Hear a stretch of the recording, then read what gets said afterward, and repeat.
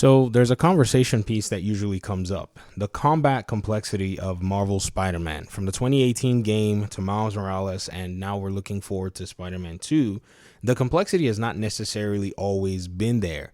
In fact, according to some people here in the community, they'll tell you, as much as they like Spider-Man, they've seen other games that do have complexity with their combat systems. Now, I say that in my own experience, and this is my own experience, I say when you compare it to, say, games like the Arkham games and even Gotham Knights, the complexity of Spider-Man on the, PS4 platform is absolutely not necessarily the most layered. It's good, it's fluid, it works very well, it's flashy, it has everything that you would imagine that a Spider-Man character would have, but again, it just falls short. Now, we also have to be fair, and let's just make sure we do that. See, the Arkham games, they got developed over a long span of time in the sense that they were basically pioneering and testing out a lot of stuff, and they were able to go ahead and implement really cool things that centered around Batman, like his gadgets and so on and so forth. With Insomniac's rendition or telling of Spider-Man, they took a lot of influence, or I would say inspiration, according to Brian Intihar, from the Arkham games. So them establishing themselves, I would say the 2018 Spider-Man was, in my opinion, something new for them. And Miles Morales being pretty much an offshoot and a shorter game probably didn't have too much time, but I can see a small improvement, or at least I would say a significant. According to some of you, it's small, some of you, it's significant. I would say a decent, let's put it in the middle there, a decent improvement in regard to adding a much more layered set of combat mechanics with Miles, but those are based on his powers. So how are we to resolve this combat aspect? Well, I think the answer is simple. We're looking at Spider-Man 2, and we just have to wait and see how the combat is going to be layered. Now, you also may have perked your ears a little bit when I said Gotham Knights. The truth about the matter is Gotham Knights combat is actually very layered. I know a lot of gaming journalists told you that the combat was a simple set of basic attacks, but you should watch me or anybody else here in this community who understand how they designed the combat in Gotham Knights actually play it, and you'll see. And I'm actually a mid-tier gamer. I'm kind of mediocre in my gameplay ability. You give it to somebody who's actually pretty good at these games, you're going to see them really make something out of it. And if somebody like me is able to kind of take my time to be able to study these combat systems, understand them in light of enemy variety and so on and so forth, then I'm sure anybody else can actually do it. But I'm sure I'll probably get pushback from that because we had these same conversations even with the Arkham games. Because as much as people could say, okay, the Arkham games had a lot of these different aspects in terms of variety and so on and so forth, whenever we started arguing with the Gotham Knights piece and showing the different layers of the different combats with the different characters and all the different enemy NPCs and the way the developers actually curated the game's combat, it was actually fun to see a lot of people actually say, that's interesting. We didn't even know that Gotham Knights gave you the capability of doing stuff like that. But also the Spider-Man games, they have their own layer that kind of transcends a lot of these different games that I've just pretty much gone ahead to mention.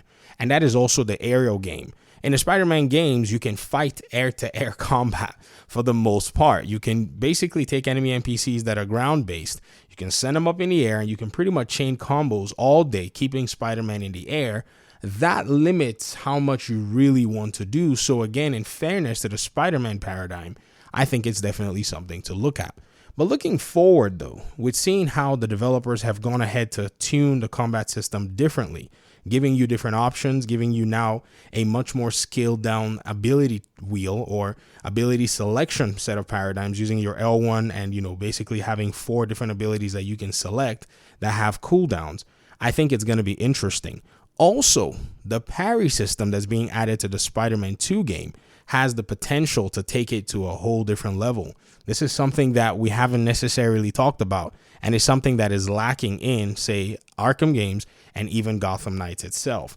Even though Gotham Knights has a really weird aspect of the parry game that's not really parry per se, you can use what we call gaps. This is kind of a system in fighting games. Whenever there's a combo string, some combo strings are designed to have gaps in them, and some enemies, basically are wielding a bunch of combo strings in the game, and the developers have skillfully left gaps in those animations where if you're paying very close attention, you can actually use those gaps to capitalize.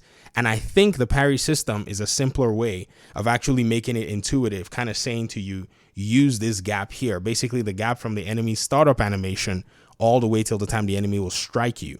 So adding this new system, which is a parry system, and seeing the way they've actually gone ahead to even make this new skill wheel now starts to layer Spider-Man 2. Seeing now that the developers are starting to take that bread, that slice of bread, and they're not just going to add peanut butter or jelly or whatever. No. They're going a little bit more high end, you know.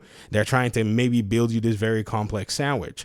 And then the final piece is just the fact that we now have a Venom based Spider-Man. This is not something that's going to be a small change. It's very significant.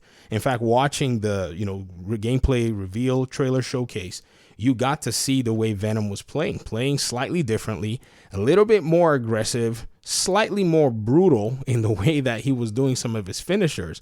They weren't necessarily in the first few games heavy hitting, but when he did that march, rendition on that enemy on the wall, that's when I knew that we're up for some really insane stuff. And I think these are the things that are going to come in, to the conversation to change up the combat and now give it one more layer. And so even though we may have the argument to say, the Arkham games, they have more complexity and so on and so forth, I understand. But by the time you got to Arkham Knight, there were mistakes or even improvements that had been made over Arkham Asylum and Arkham City, and then got to Arkham Knight. So now the Spider-Man 2 is, in quote, technically their opportunity to exhibit what they've learned and then layer upon in terms of combat in the Spider-Man 2 game. So yes, we may have the, conversations now, but you don't want to really draw all your conclusions until you then handle the Spider-Man 2 combat. It could surprise you. It could actually, in my opinion, do some really cool things that makes it a contender or makes you torn as to which combat system you like the most. I would like that. I mean, I'm not trying to root for one being better than the other or one having to crush the other.